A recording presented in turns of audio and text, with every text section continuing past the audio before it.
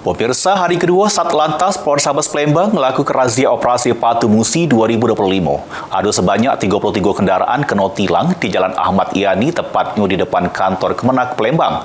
Juru razia tersebut, sikok pengendara tak senang kalau motornya ditilang.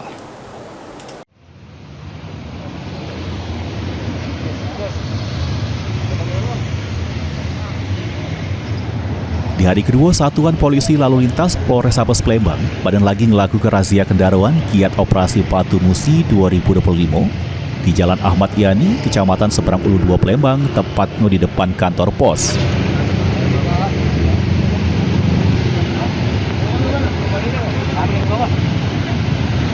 Razia ini dewek dilakukan selama kurang lebih sejam, mulai dari jam 9 sampai jam 10 awan. Dari razia itu dewek, petugas Satlantas Polrestabes Palembang berhasil menjaring 33 pengendara roda 2 sama 4 yang melanggar aturan lalu lintas. Juru razia tersebut ada sikok pengendara yang tak nerimo kalau kena tilang oleh petugas.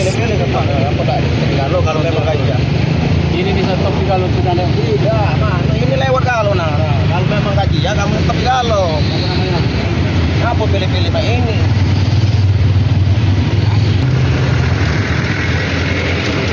Apa wartawan Pak ya? Pak, kalau Pak, tetap kalau Pak nonton Pak.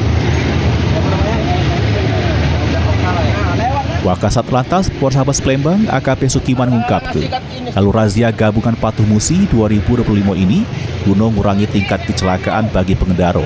Sasarannya, pengendara yang melanggar lalu lintas dengan guna knalpot brong, tidak guna ke plat atau BG, tidak guna ke helm, KTSNK, KTSIM sama masuk ke plat atau BG kendaraan roda 2 sama 4. Kita sudah 3 hari sudah dilaksanakannya. Jadi untuk operasi Patu kita bergabung dengan Dishub, Jasa Raja maupun dari Dispenda. Kita melaksanakan kegiatan ini. Untuk sasaran benar?